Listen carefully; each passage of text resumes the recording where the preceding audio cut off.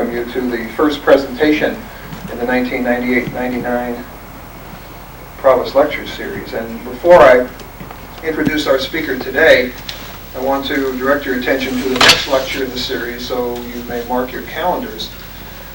Always a special event, the Burkhart Lecture, which this year will be on Friday, November 13th, and Dr. Bonnie Smith, who's Professor of History at Rutgers, will be here to present the 9th Annual Burkhart Lecture in Bracken Library, 225 at 11 o'clock. Her talk, entitled The Gender of History, reflects her background as not only a noted French historian, but also a student of women's history and a person who's done a great deal of work on the uses of feminist theory and gender as an analytical variable, and in a larger context, the nature of historical writing. I think you'll find her lecture quite interesting and hope that you'll be able to attend. That's again on the 13th of November in our other site. You know, we alternate between here and Bracken 225 depending on availability, but also at 11 o'clock. It's certainly now my pleasure to officially open the lecture series. So I'm pleased to introduce to you Dr. Michael Bérubé, Professor of English at the University of Illinois and Director of the Illinois Program for Research in the Humanities.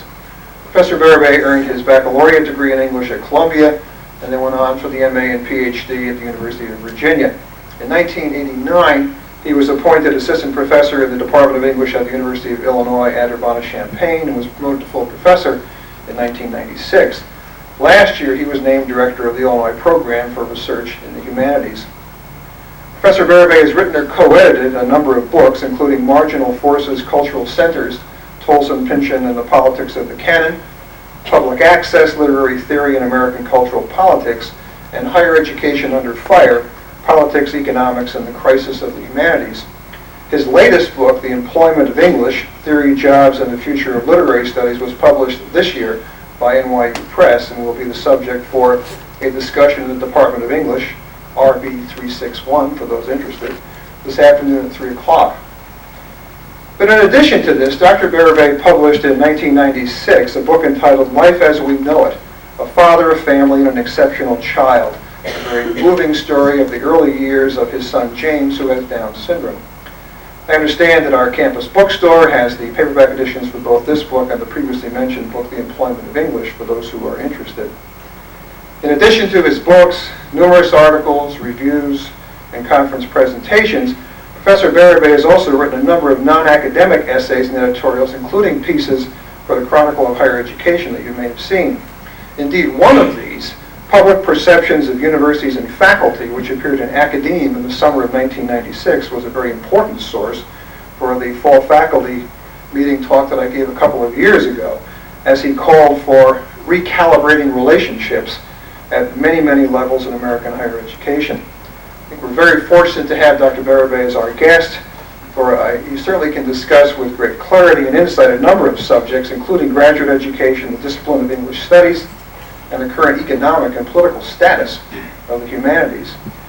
I'd like at this time to thank publicly Paul Ranieri, the chair of the Department of English, and his colleague, Professor Lauren Anke, a former student of Dr. Bérubé's, for their valuable assistance in helping us make this lecture possible.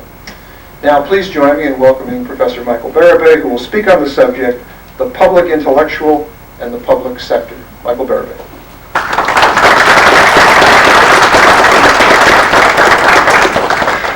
Thank you very much. Thank you for the introduction. Thank you for inviting me. It's a pleasure to be here. I just hope I live up to that intro. I'm going to try to talk about two things reasonably intelligently today. First half of the paper will be more or less devoted to the idea of the public intellectual, what it does and doesn't signify, and the second to that much maligned beast, the public sector. In the past 5 years, though, I've noticed a curious phenomenon. You know, if you invoke the term public intellectual often enough, even to criticize it, you run the risk of being considered one yourself. Now, I admit I have a few meager credentials in this area, having written articles for a number of non-academic publications, and having argued in all kinds of publications that scholars in the humanities need to make their work available to a broader segment of the general public than they have generally done to date.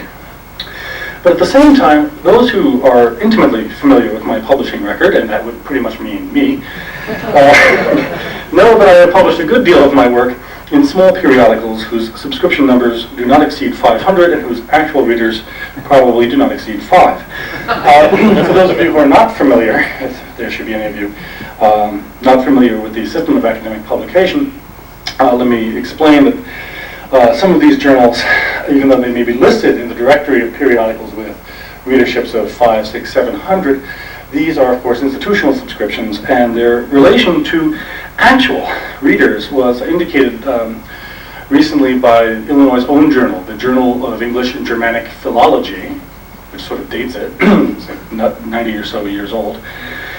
And I also call it for short JEGP, the Journal of Eggplant Parmesan. It has a listed subscriber base of about 800, and they sent out cards to each of the subscribers asking what kind of changes they'd like to see in the magazine, and they got back 7 replies. So, lest you think I am exaggerating, ask yourself when was the last time you picked up a copy of Critique, Studies in Contemporary Fiction, or Clio, a Journal of Literature, History, and the Philosophy of History, or Callaloo, a Journal of Afro-American and African Arts and Letters, or the Centennial Review, a quarterly journal published by the College of Arts and Letters at Michigan State, or that world-famous magazine whose sales are rivaled only by TV Guide, I'm of course referring to the Journal of the Midwest Modern Language Association. Let me put this another way. As many of you know, we tend to reserve the term public exposure to refer to those persons or events that have been made public by film or television. There are any number of Americans, many of them elected officials, who justifiably believe that no event can be said to have really happened unless it has been televised. Now, I've been on national television exactly once. Almost 2 years ago to this very day, I keep a little shrine. But unless you were watching CBS's overnight news program for insomniacs up to the minute, I thought it was going to be on like 2020 or something, I didn't know. And unless you were watching it at 4:30 a.m. Eastern, 3:30 Central, you missed their 4-minute interview with me about life as we know it, filmed in the studio of the CBS affiliate in Springfield, Missouri, which is pretty much the media capital of Southwest Missouri. And so I hope at this point you went, why don't we invite this guy at all to speak on public intellectuals? Well, like I say, since I have indeed written repeatedly on the subject of the public role of the academic intellectual in contemporary American life, I find that I've become a kind of public intellectual by association. And since I am ambivalent about the term, I've occasionally wondered whether I couldn't come up with some better phrase for the phenomenon I'm going to discuss today. The term I like best so far among those of my own invention is the concept of the semi-private intellectual. I derived this term from the bedding arrangements used in many hospitals. In other words, you are sort of a public intellectual, but you have to share your room with one other intellectual. Far superior to this one, though, is Constance Penley's idea of the free-range intellectual. This is the intellectual who gets to roam around various places and write things before they're killed and eaten. Silly as this may sound, but I hope it does sound very silly, I intend something serious here, namely to question the notion of the publicness of the public intellectual, and to indicate why the term has become so problematic for many academics. Contrary to some of the citations I've seen lately, I did not invent the term. The credit or blame for that must go to Russell Jacoby, whose 1987 book, The Last Intellectuals, American Culture in the Age of Academe, set the terms, for better and for worse, for the past decade of debate. Now that in itself is an achievement. I've had a number of testy correspondences with Jacoby, especially after his ritual abuse of me in his latest book, Dogmatic Wisdom, in which he took pot shots at an essay I'd written in the Village Voice without ever once mentioning to be published in the Village Voice. I pretended it was published in one of the journals I'd mentioned in the first paragraph. But I want to credit Jacoby for putting an important issue on the table. And having said that, I also want to add that Jacoby's book is really, I think, better read as a polemic than as an analysis. The thesis runs more or less as follows, for those of you who haven't picked it up in the last couple of weeks. Before the 1960s, the American left was the proud home of literate, plain-speaking intellectuals, mainly the New York intellectuals, who enjoyed wide readerships and considerable public influence. After the 1960s, by contrast, such intellectuals were swallowed up by the universities, where they became insular, jargon-spouting, tenure-chasing, public-disdaining bureaucrats, and left the field of general cultural criticism to conservatives by default. So far as it goes, this analysis contains more than a grain of truth. Jacobi is not wrong to suggest that when cultural criticism goes academic, so to speak, some weird and regrettable things happen to it. To put it one way, the great New York intellectuals of yesterday. Before I go any further, though, I have to say that I have also a sort of toxic relation, having grown up in New York, among some New York intellectuals, to the phrase New York intellectuals. I've never seen such a self-promoting bunch in my life, right? If there's one thing they're agreed on, it's their enormous influence on each other. And it reminds me of an evening when I was out late taking in some of New York's cultural advantages at about 2 in the morning, and walked by the Lower East Side building, brownstone, where W.H. Auden had lived for many years, and had a little plaque on it, look, W.H. Auden. Lived here from like 1944 to 71 or something like that. And I was marveling at this, and the door creaked open, and out came this elderly woman and said, "If I hear one more word about W.H. Auden, I'm going to puke." And that basically sums up my reaction to New York intellectuals. Okay. However, to give them their due, the great New York intellectuals of yesteryear did not file annual faculty reports detailing their productivity, and they were blissfully free from the crushing weight of committee assignments that make academic life often indistinguishable from corporate culture as depicted in the cartoon strip Dilbert. What's more, not only does academic criticism become bureaucratic in that sense once it becomes academic, it is indeed often jargon-ridden, and worse, written too often by and for small coteries and critical enclaves, in which the chief function of criticism at the present time is to preach to a choir of about 24 like-minded souls scattered among the so-called elite humanities departments nationwide. No point denying that one. And if Jacobi's analysis were a little more finely honed, I think you'd have a better case. Like I said, if he'd confined his analysis to remarks like those, his invocation of the public intellectual would be less questionable.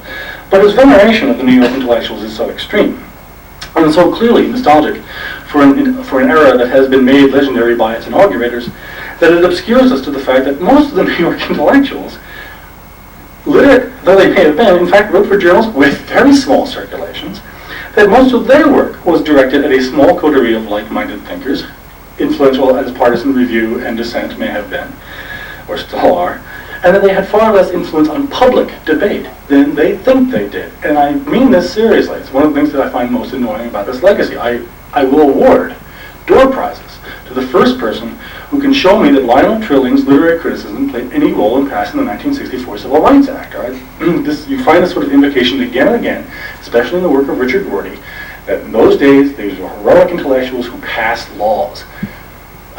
They may have been heroic, but they didn't pass a whole lot of laws, okay? And it's true that, by contrast, contemporary intellectuals on the left seem almost disdainful of the project of passing laws. Again, though, that doesn't mean that Irving Howe had anything to do with, Far East policy. What's more, it has not escaped notice that Jacobi leveled his charges about the cultural irrelevance of academic criticism just when, mirabile dictu, significant numbers of women were finally being tenured into humanities.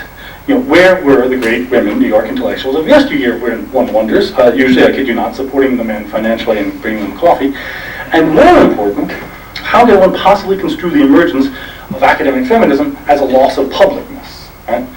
For many people, again, better or worse, however you feel about it, feminism only began to receive widespread public attention when there's finally a critical mass of academic feminists plying their trade. Okay, those are some of the reasons, in a nutshell, why the term public intellectual makes some academics reach for their revolvers. It seems to involve an unreflective nostalgia for a time that never was, when great minds sat around in cafes and discoursed in the open air to all and sundry. Again, without taking another pot shot at this, you have to imagine what the world would be like if mathematicians talked like this, right? Where are the great public mathematicians of the past who practiced four-dimensional topography in Greenwich Village coffee houses and helped to change the world? Who else flagellates themselves like this? But there's another reason as well for the disdain of this phrase, and it has to do, this is the disdain I don't agree with the disdain some academics feel for people like me, who disagree with Jacobi's analysis, but nonetheless feel that writing and speaking for broad public audiences is a worthwhile thing to do. As academic feminist Laura Kipnis points out, the idea and the ideal of the public intellectual involves trying to address people who aren't already interested in what you have to say. And for professors, all too many of us who are not inclined to try to be interesting as a matter of principle, this seems like a task not worth undertaking. This is Kipnis. It's pretty obvious, she writes, why the subject of public intellectuals arouses such antipathy. It poses a request, even a demand, to produce different and enlarged forms of mediation. What it means to be a public intellectual isn't necessarily to abandon complexity or standards, although yes, it happens, but preferably to maintain complexity with style. Oh, by the way, the title of the essay is Public Intellectuals Do It With Style. Should be a t-shirt. The demand for style, still Kipnis, in the largest sense of the word, interrupts a largely unexamined academic privilege by largely unself-examining academics. That is, the privilege academics have long enjoyed to be boring with impunity. This, among the academic privileges I don't want to claim today, but is, I mean, I'm sure you know the phenomenon, either some of your professors or some of your colleagues. You ask them about their work, and you get these interminable monologues, sort of like the number joke, you know, where the number 6 says to the number 3, pointing over there to the number pi, don't get that guy started or he'll run on forever. So, my son told me that one. He was actually asking me to shut up. Now, I'm in a multiply conflicted position here, as if this weren't already conflicted enough, because I've also written a couple of essays defending obscurity. I don't think there's anything wrong with obscurity per se.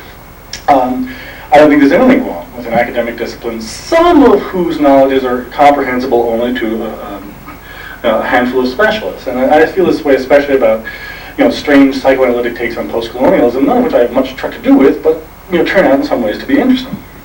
Right? My take is that this is okay up to a point as long as the discipline is holding down its pedagogical mission at the same time. Though, to pivot yet again, I think it's also a mistake to claim the privileges long associated with the physical sciences. In other words, I don't have any sympathy either with the argument, well, you know, the physicists are obscure, why can't humanists be obscure? The essay you refer to in Academe actually closed with an argument with an unnamed interlocutor who's actually Larry Grossberg, the cultural studies theorist, who had defended jargon. It's a very interesting analogy. He defended jargon along the lines of car repair. You know, when I go to a car repair, I don't want to hear, the thing about Bob is on the fritz. I want to hear the technical language that tells me a person's an expert. And I said, you know, Larry, I don't know what planet you've been on, but you've got to see these commercials where people actually, who are car repair specialists, talk to their clients in ordinary English. This is normally considered a good thing. Second of all, unless you've got a car to fix, it's very hard to convince some folks what in the world you're doing. I mean, no one ever, as I put in the article, no one ever comes into my office and says, my culture is broken, I need you to fix it. So, one of the reasons the physicists and the hard scientists have, say the physical sciences, have an easier time with obscurity is that there's a widespread faith that these highly technical terms actually refer to objects, even when they don't. Right? Even when we're talking string theory, or 10-dimensional string theory, my favorite. And we're talking about thoroughly hypothetical arguments, or, for example, what's that experiment in Minnesota where they're looking for, it's not photons, baryons. It's a very heavy but invisible particle that just moved through the Earth, and there's hypothetically very, very massive, but there doesn't seem to be very many of them. And we hope that there are more of them, otherwise the universe will seem to keep expanding forever. Who knows if these things even exist? I could call them like, they're not gluons. That's a real particle. Let's call them, and they're not muons either. You get the idea. And there's still some faith that these things refers to objects that more or less really exist. Second, humanities, as last I checked, were actually about humanity. And it makes sense under that heading for some academic humanists to assume that some of non-academic humanity might just be interested in what we're doing. In other words, part of the obscurity earned by the sciences is the obscurity earned by irrelevance. Folks are not really sure what's going on, with Fermat's last theorem or Weyl's proof of it, but they have a sense that it's important in at least 6 people. In some ways, we can claim that privilege, but like I say, I think it's a rhetorical and political and also substantive mistake. In other words, if we're going to convince, as Laura Kittner suggests, people who aren't already interested, we might as well presume that some people might be interested. Now, the real offender here, by the way, I think is not English, but economics. I mean, here's a field that actually does affect everyone pretty much daily, and no one knows what the hell it says. and the more it goes into econometrics, I've actually seen econometric equations that have to do with whether people take buses. And I find it very hard. How economists got themselves weaseled into the Nobel Prize mechanism is one of the great hoax stories of the 20th century. That was not in the original Nobel will, Alfred Nobel's will. But now we have, the ritual, sort of a University of Chicago to Stockholm shuttle every year. If there are any economists in the room, too bad. Now, what I've just said about the science is open to an obvious objection. The sciences actually have popularizers, right? There are some of the great science writers in the language: Stephen Jay Gould, Steven Pinker, Richard Dawkins. They tend to be men, but what the more, for my purposes, is that the protocols of popularization are pretty clear. It's very clear for any of these folks when they're writing a thing for Nature and when they're writing a thing for Simon & Schuster. And the lines are much blurrier in the humanities fields, especially things like history, anthropology, and English. So in that sense, I think it is no violation of the franchise of the humanities to have their own popularizers. Whereas, something that Gould does is sort of for the New York Review of Books is a sort of a sidebar to his day job in paleontology.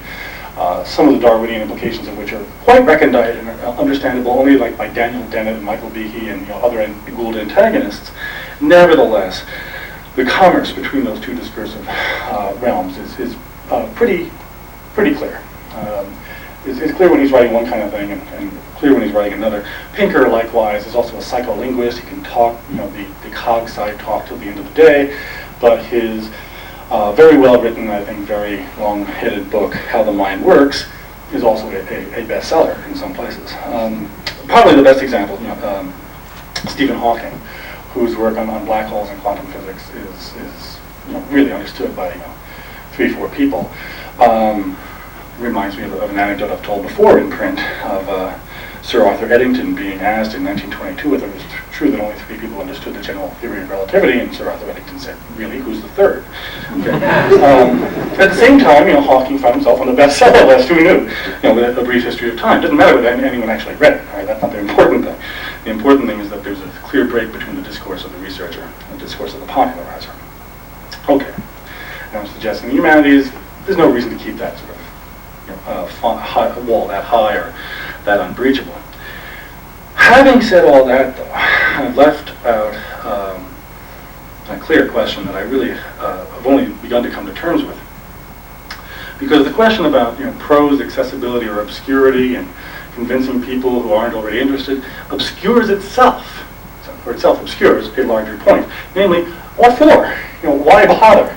And I take my critique here from a sort of a friendly enemy named Jeffrey Williams, who suggested, after I'd published a couple of essays on the subject, that the public intellectual might in fact be a sort of public relations ploy. As he put it, the public intellectual fiddles while universities burn. And he actually got a good line off on this, basically, and this is the grain of truth in his critique, that the discourse of the public intellectual got picked up from Jacobi's gauntlet around the same time that the humanities and universities more general were facing some pretty serious defunding state by state. And Jeff Williams' line on this was, you can sort of mask this defunding at some certain elite institutions by saying, look, we have Cornell West just like on TV. It is in fact I wish I had said that. And so he told me, yes, Michael, well, I'm sure you will. In other words, it's entirely possible here that the public intellectual and the discourse of the public intellectual be a marketing ploy. As Jeffrey Williams put it, it's possible for the public intellectual to be the presiding figure over the widespread delegitimation of universities as sites of social criticism, which is exactly what I think was going on in attacks on PC throughout the 90s. That's what I think the attacks were all about, the attempt to delegitimate universities as sites of social criticism. And this, of course, would be a bitter irony for me if that's what the public intellectual was doing. Since I first left into the public foray back in '91, precisely to defend universities against the threat of delegitimation by the right. This is not, though, I mean, that's the sort of autobiographical point. This is not really just a question of my desires. The question really is, what is the public intellectual to do if they don't want to preside over the dismantling of the institutions in which many of them work? Of course, there's some self-interest involved here, but I also think there's a great deal else, hence the hinge to the public sector. First salvo, I wanted you to think for the next 10, 15 minutes, and then never more thereafter, of universities more or less along the analogy to public television. Right? The attacks, there are many meritorious attacks on universities. I'm talking to the ideological boilerplate attacks on universities as hotbeds of dyed-in-the-wool left-wing nuts, sexual harassment police, radical feminists, the litany. Universities do in fact harbor some of these folks. This is true. Whether they mount to the kind of national threat they've been made out to be is another question. The reason I take my analogy to public television is that more or less the same attacks made by the same people, the same foundations, are launched against public television, largely because, as Lawrence Jarvik of one such right-wing outfit puts it, this is an enormous liberal subsidy, public television. It's a subsidy for the dissemination of left-wing views. Now, again, there are actually left-wing views on public television every once in a while. This is true. The fact that they often don't earn ratings higher than that of the USA Network up all night is sort of beside the point. The point is that this nevertheless leftward tinge sometimes can be found. Now, again, it's not important here whether we're talking about public universities or private universities. For the moment, I'm setting aside that distinction. I'm just talking about institutions, both universities and public television, where discourse significantly to the left of the American center can sometimes be found. And there's so few of these institutions, you don't look for it really on the federal judiciary, do you? There's so few of these institutions that these places sort of stand out by sore thumbs, like sore thumbs by default. But the analogy is accurate, I think, for another reason. At the same time these places give vent to your occasional leftist, they're also highly corporately subsidized. I grew up in a house that shows you how far beyond the pale I am. That referred to PBS as the Petroleum Broadcasting Service. And it was especially dicey in the late 70s, early 80s when they killed a documentary critical of Saudi Arabia because it was going to offend the supplier of many of the sponsors. And in defending public television, as yet people are on the liberals and the left are asked to do even again in recent emailings and so forth, against the threat of its elimination or its privatization, you find this really weird spectacle, right, of again, these dyed-in-the-wool lefties and liberals to their right banding together desperately to keep William Buckley's firing line on the air, right? Or Washington Week in Review, or these quite centrist or right-wing programs.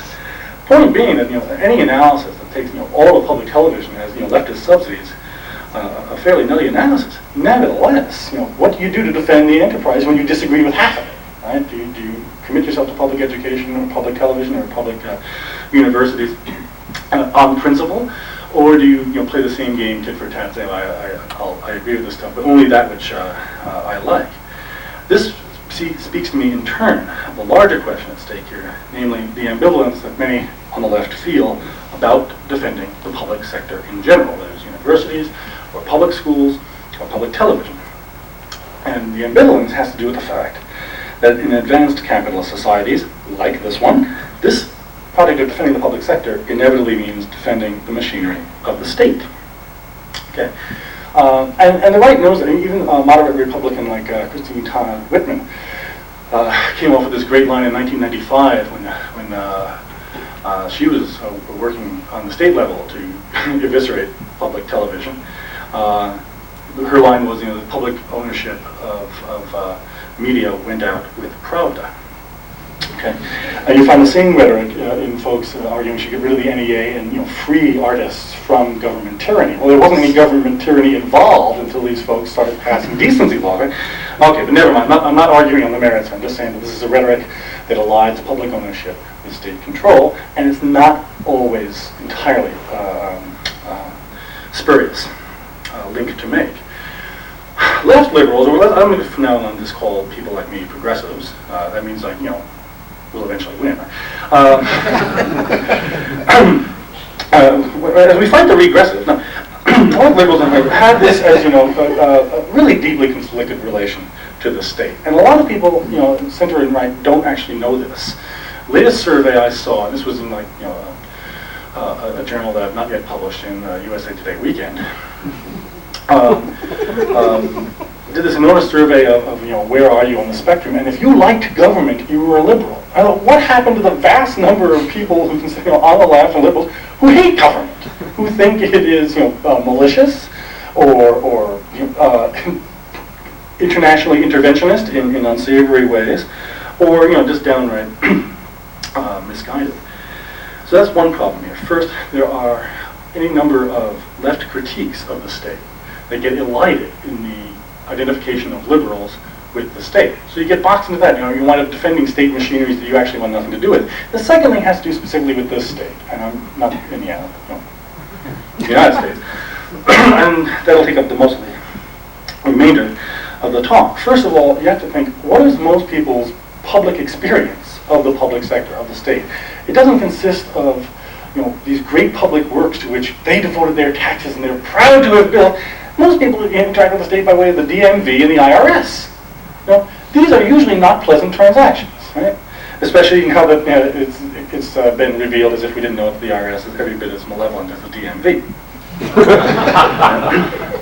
And so you wind up, like I say, boxed into this position. If you're defending the franchise of the public sector, you're defending institutions that no lefty or liberal should have any business with. For those of you who are wondering whether boom times return to higher education, I actually had an article killed by the Chronicle of Higher Ed last month because I compared prison spending to higher education spending nationwide. And the reason they killed it was they thought it wasn't timely anymore because appropriations for higher ed are up like 4 or 5% in the last year. Look, I don't know, it's a very small bottle of champagne, in my book.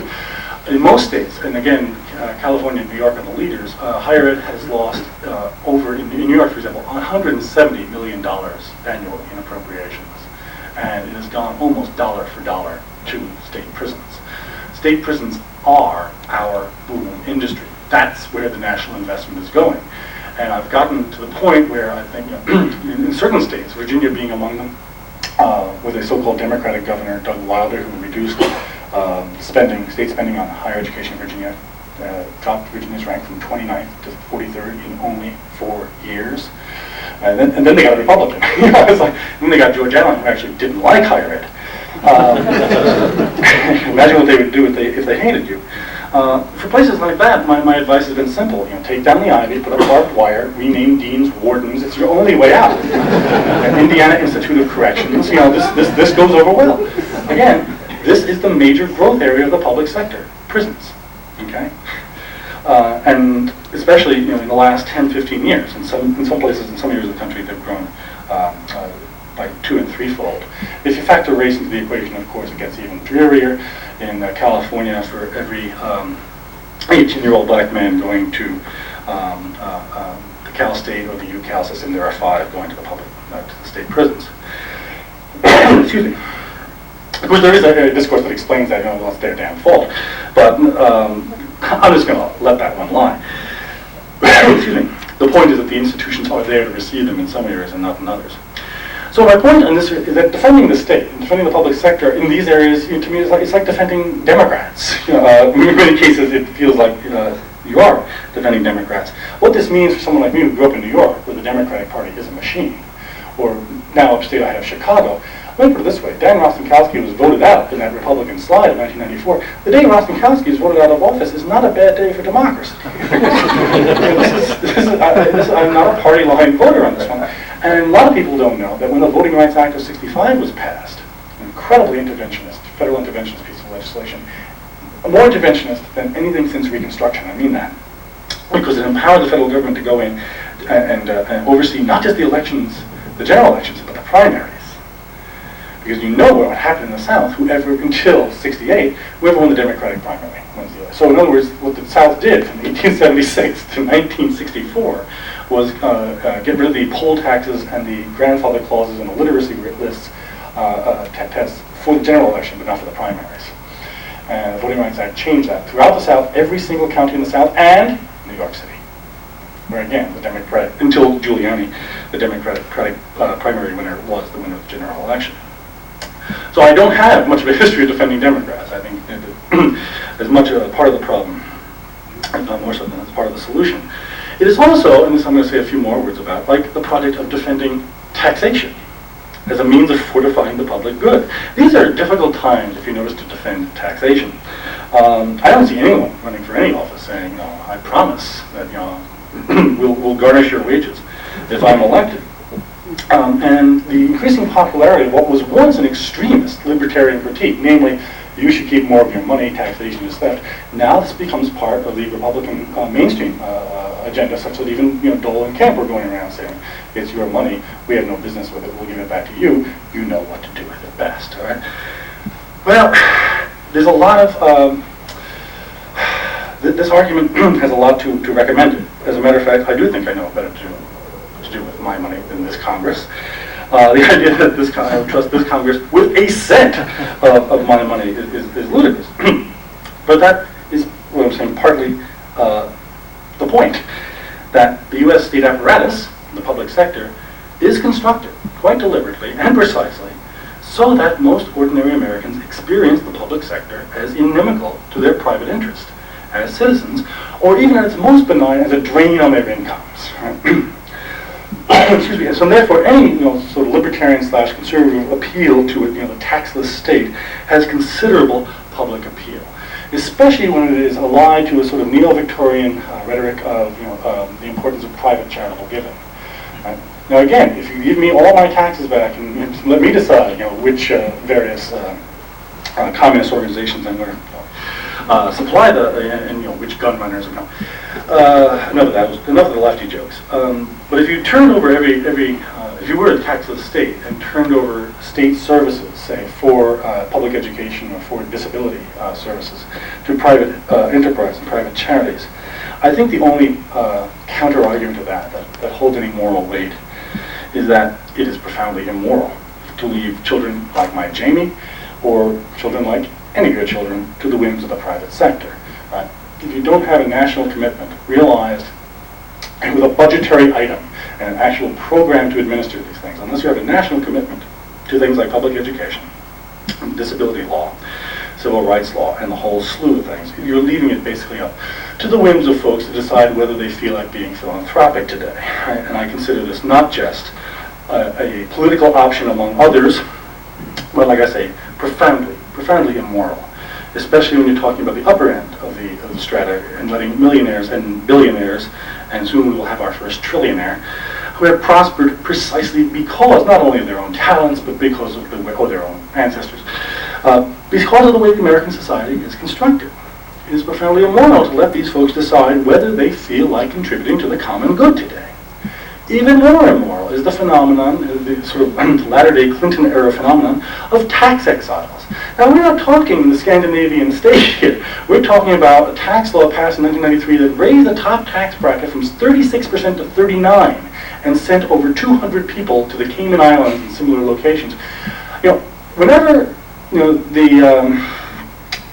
values wing, the Bill Bennett wing of the pundits get up and talk about why we should bring back shame, they're usually thinking about illegitimate children. I think we ought to bring back shame, people who flee the country rather than contribute 3% more of their income to the common good. This is shameful.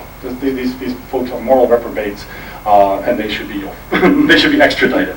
And for them, an inheritance tax of 100%.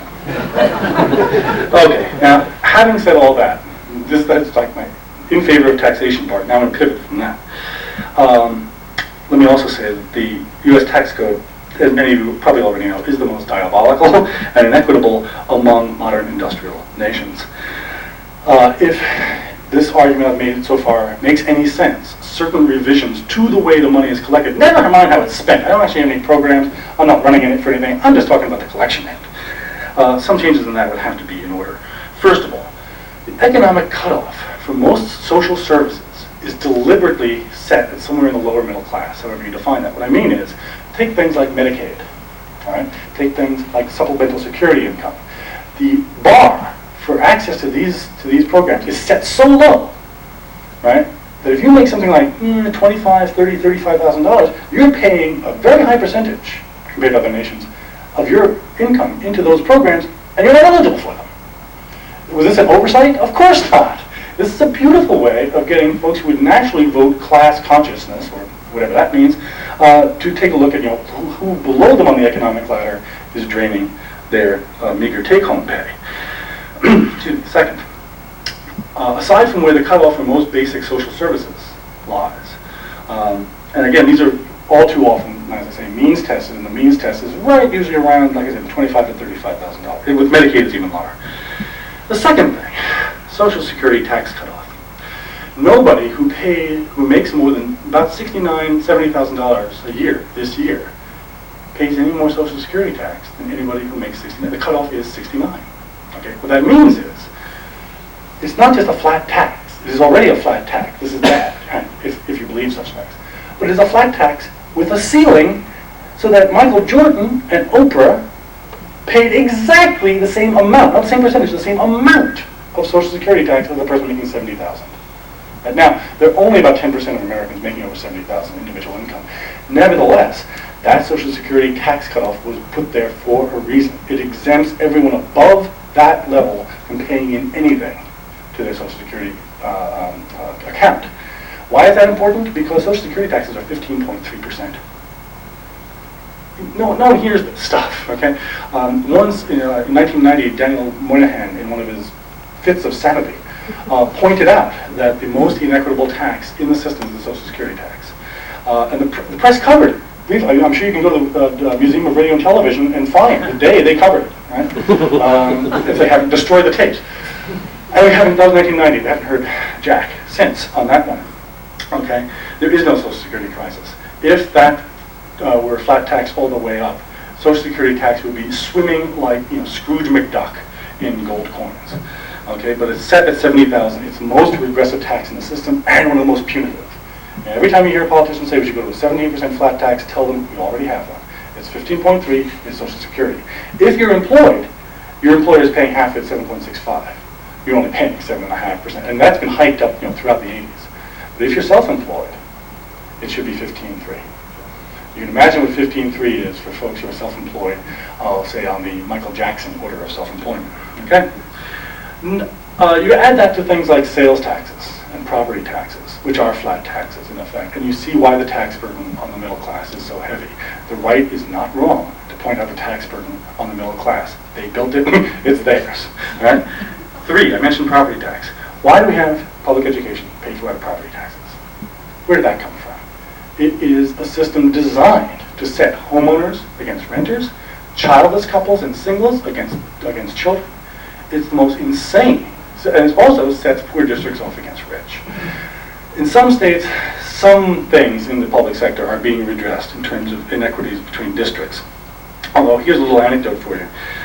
In Illinois, we've heard a lot about why proportional representation will not work. It's too cumbersome, it's too complicated. Illinois had proportional representation until 1980, which means that you didn't elect just one representative, you elected like 4 out of like a slate of 7. What that meant, it didn't mean just, one thing it meant, by the way, is that Illinois House had 40% more women in it, proportionally, than any other state legislature in the country. You can see why that had to go. But the other thing was that you actually got Republicans being elected in Chicago. Any minority, and I mean any political minority, any ethnic minority, is empowered by proportional representation. Well, one of the things that meant is that the Republican Party in Illinois couldn't write off Chicago, because actually people were in their party representing Chicago districts. Now they can. There's almost no Republican elected to any dog catcher in Chicago, and as a result, that's why we don't have equitable county school district funding, because it would impoverish, I use the word advisedly, the collar counties and benefit the urban districts. Let me cut this one. Not only when you add the property tax, again, it's a flat tax. It hits people with $50,000 homes harder proportionally than people with $500,000 homes. You add that to the mortgage interest deduction and the 1997 revision of the capital gains tax on sales of homes. Again, no ceiling on that. You've got an incredibly regressive tax system when it comes to dealing with property tax. What was the answer? Well, in California, again, leading the way, Howard Jarvis and folks pushing Proposition 13. And this was a sort of a template of every kind of tax reform. It gave the ordinary folks, $10 back. I'm exaggerating, but $10 back in property taxes, and gave the people who owned half of California $10 billion. That's what the tax cuts usually look like from that quarter. Okay, you didn't expect there was nothing about taxes in the title of the talk, right? My point is that all of this is incredibly divisive. It is set up to be divisive. It is set up to set basically everyone 50,000 and below against each other, either by income or by home ownership or by families with children, people without children, singles, renters, and so forth. No just or sane society would order itself in this way. There's a reason why we haven't. So that, as I said before, most folks will not see the benefits of the public sector. One anecdote on this, my father visited me recently right after coming back from Italy. He's not much of a world traveler. And he came down from Chicago on the City of New Orleans train, the most beautiful train, the Olive Guthrie song and all. And he came off this train and said, "Michael, that's one awful train you have there." I said, "What do you think? You're living in Italy or something? You think you have a social democratic state? You think we have trains in this country? Are you kidding? You imagine high-speed rail in place of those little propeller turbojets that we have to fly from private carriers thanks to airline deregulation? What are you, some sort of communist?" There's no high-speed rail in this country. There's no investment in rail. Look at now, I'm arguing for a return to the days of robber barons. It would be an advance. But compared to private carriers and airline deregulation, the idea of high-speed rail is something, my taxes built that. We don't have that. We also do not have, as I mentioned earlier, equal funding for elementary schools. We do not have we have federal loans, but we've pretty much done away with the program of federal subsidies for college. We no longer think of it as a national investment rather than a private, family, or individual investment. We no longer really have public housing. Even when we did, it was more like warehousing than actual public housing. If you had a strong public sector, you'd have public housing with subsidies for home buyers, so that people actually own some of the things they lived in. Perhaps would treat them better. And most of all, you don't have public financing of elections, but most of all, you don't have public health care. You know what happened in the UK after Thatcher's election in 1979. Most of the public sector was pretty much done away with, and nationalized industries were denationalized, sometimes with good effect. But even Thatcher could not attack the national health system in Great Britain. Britain's just said, since '45, my taxes have paid for that. And anyone who tells you that the rest of the world is moving to an American system, which I hear all the time, that's actually not true. Excuse me. The healthcare system in Canada still has a higher approval rating even than post-Gulf War Bush, okay? Most of all, with the stronger public sector, you'd have tighter regulations on the global movements of capital. You would have wage floors with workers, and better yet, wage ceilings for CEOs. We have gone from a 30-to-1 ratio on this to an 180-to-1 ratio in only 25 years. That takes some doing. And it's not actually because CEOs have gotten 6 times more productive. The productivity gains have been on the shop floor. American workers have seen those productivity gains. They have not seen it in their paychecks. What you have seen increase instead, even at a greater rate than worker productivity, is corporate greed. Now, every time I say anything like this, I get back from people who don't agree with me, and there actually are some. Do you want a public health system like the post office? Right, that was a big rally cry to defeat what was called by some people Clinton health reform in '94, and which folks on the left like me called the Clinton Insurance Company Survival Act of 1994. My counter to that is that, okay, no, I actually wouldn't want doctors going postal and shooting up an entire ward of people. There are things about the post service we do not want to replicate in other areas, especially in life-saving technologies. But why is the contrast always with public services sometimes gone awry? By the way, the Postal Service, actually most people are still alive. They deliver most letters. But I'm not going to get into that. I'm going to instead contrast this with the private sector. Garbage hauling. Anyone experienced private garbage hauling? It's ridden by organized crime, and it's really expensive, and it's erratic, and it's not necessarily better than private garbage hauling. But that's garbage stuff. Let's talk sports. Let's talk Cleveland. Let's talk what has happened to Major League Sports because of private ownership. And worse, this is sort of metaphor for what's going on in general, public subsidy of private ownership. right? That Jacobs Field, it's a lovely field. I hope the Yankees win all 3 games in it over the next week. However, that field was built with public money, and so it led to the revitalization of Cleveland. The Cleveland downtown unemployment rate is higher than it was when that bond issue was floated, and the public school system is out of cash. The only people who have seen a return on that investment have been the owners of the Indians, who have seen their team, their franchise go from $70 million to $170 million in value in 3 years. That's basically my metaphor, public subsidy for the private sector. Do you want a healthcare system like that? You've got one. Now, I will not get your vote in November. Talking like this, I will not even get on CNN. I once tried to, I was hammering the doors and I said, what about right to housing? Oh, you don't want to hear about that. And talk like that, like a right to housing gets you kicked off the Capitol gang really quickly. But this finally is what I think a public intellectual should be good for, to say unpopular things that no politician could possibly utter and live. To say that it is profoundly immoral to create a society in which individual access to basic human rights like food, shelter, medicine, education depend entirely on one's ability to pay for them. To say that we should create a society instead where all human rights of such nature are considered the public property of all humans, regardless of their idiosyncratic abilities or their disabilities. Why should a public intellectual say such things? Well, for one thing, we already have a surfeit of private intellectuals, funded by private think tanks, whose work it is to eviscerate the public sector still further and turn every facet of human life over to the relentless logic of the corporate global market. The function of such intellectuals is to erode our notion of the common good and the common social foundations, even as, and I like this part, they decry our lack of a common culture. In other words, they're not really concerned whether kids like Jamie can get physical therapy. They're concerned with whether we all love George Washington enough. For my money, and I do mean this literally, for my money, the so-called public intellectual should not simply be a popularizer of recondite but important academic knowledges.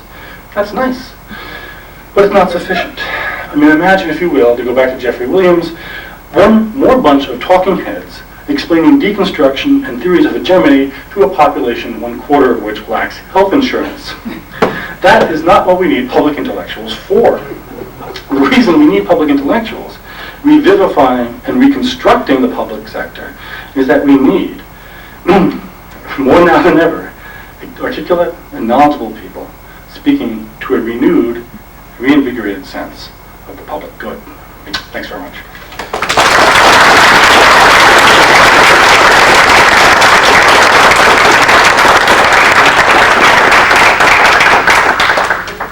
We have time for some questions and comments. I want to be a few based on that. I can't imagine any, but...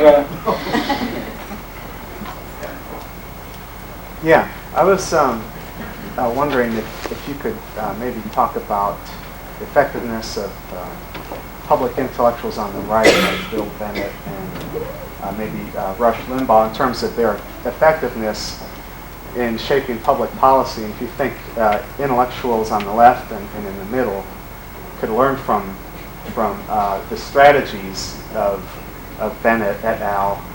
On shaping public policy. Well, that's part of what I'm saying, actually, except, I mean, the one obvious rejoinder is that there's this real imbalance of resources.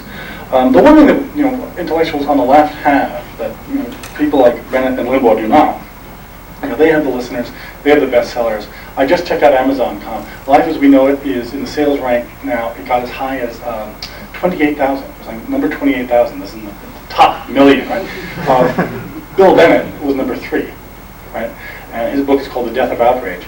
As you might gather from my talk, there's no death of outrage here. I'm not even outraged that this guy is going around. A man who once said that there was no ethical problem with beheading drug dealers publicly, and he's our virtue all right? He's outraged by, shenanigans in the Oval Office, and he nevertheless worked as a shill for a guy who sold arms to hostages 10 years ago. All right? Is there something to be learned from that? Not really. Is there something to be learned from the kind of access they have to media? We can't duplicate that either. The question has always been to find what kinds of arguments resonate publicly. I mean, intellectuals on the right didn't carry public policy because they whispered to people in their sleep and brainwashed them. They came up with compelling arguments that people actually translated into electoral votes. So, the question is precisely on what popular grounds can that be reversed? And I'll let you know.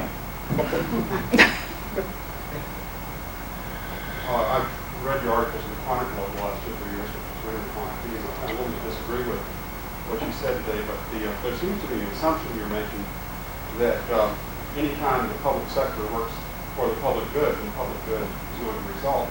Last night there was a program on a movie program about a case in Maryland in 1947 in which a lawyer sued the state because a woman had been abused and neglected at the state mental hospital, and they were really the bad guys for doing this. And I come from the assumption of looking at human events and human character from the presupposition of believing in original sin.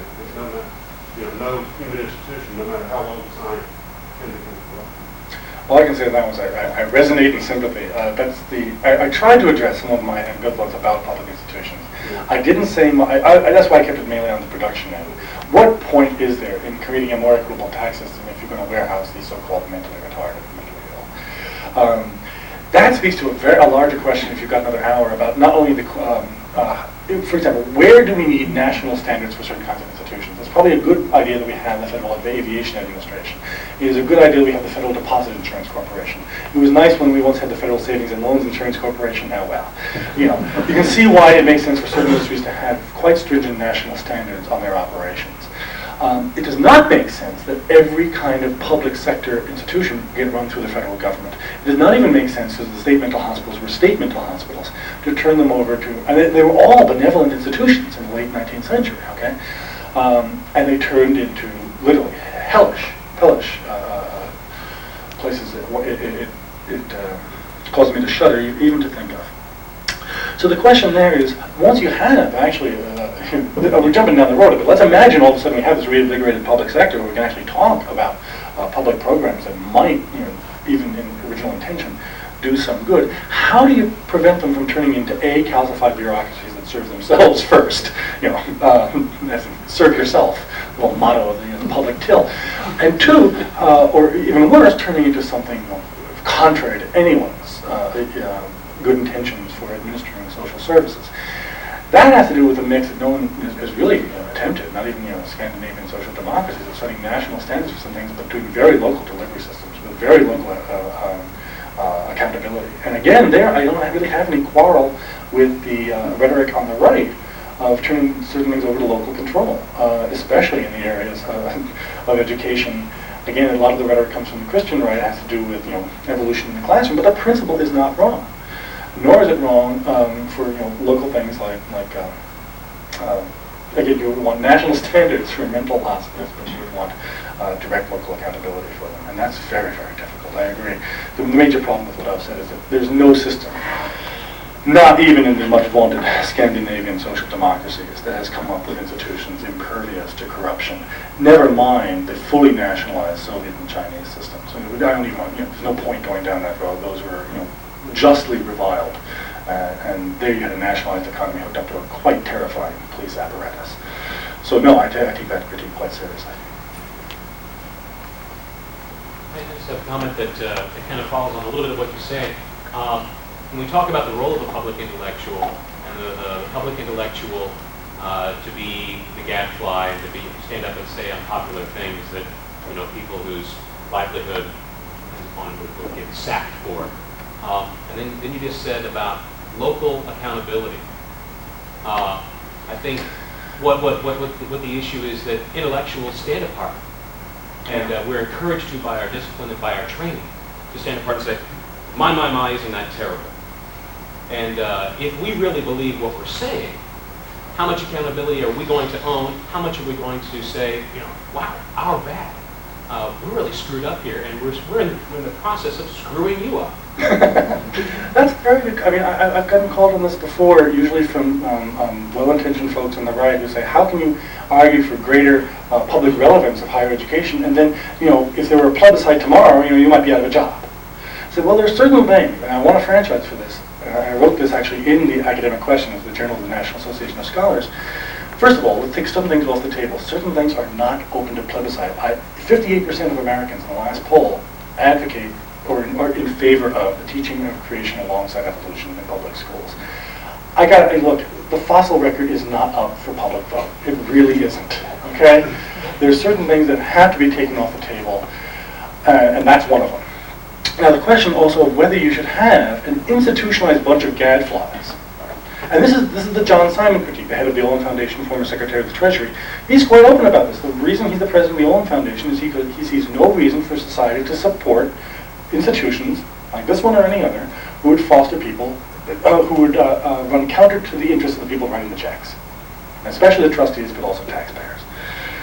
And what argument to have against that? I said, well, there's a stopgap argument. First of all, you want a distinction between what do you have in a society in which the piper literally calls the tune in every area of cultural life, including intellectual life, and societies that grant the intellectual life some degree of autonomy from state control. I call that the difference between free and totalitarian societies. That's one of the litmus test questions, all right?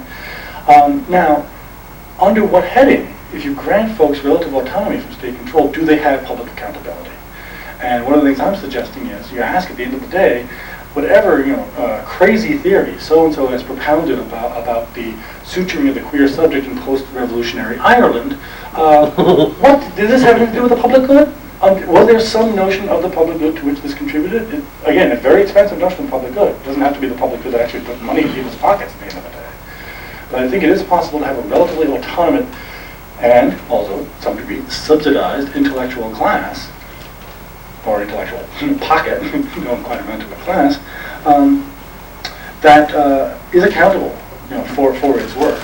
And this is, in other words, why I don't think the work of, say, J. Philippe Rushton, the University of Western Ontario, who's one of the last remaining out-and-out racist eugenicists.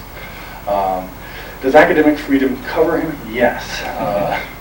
Actually, some of the scientific protocols do not. As, for example, I'm not kidding, I'm not making this up.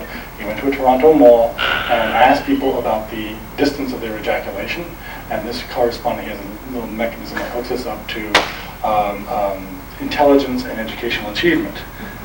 Next time you hear about junk science, can we put Rushton's name, can we bump him up to the top of the alphabetical list? This clearly does not serve any measure of the public good, right? So he's a tough case to argue for. But I do think that there's some larger case to be made, that it is a public good in itself, sort of public meta-good, to have folks who deal in knowledge relatively autonomous from immediate state or state or taxpayer or public or private financial control. You can go another route, okay? Many societies have. I just don't think it's worth doing. Likewise, you could have a system without taxation. I don't see any reason then we could have for 300 years the Mongols worked really well.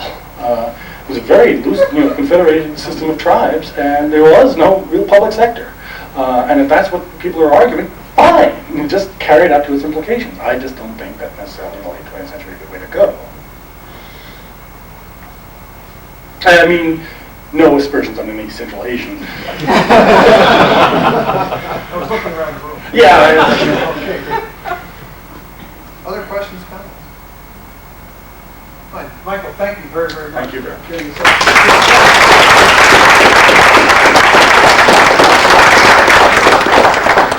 Thank you for coming.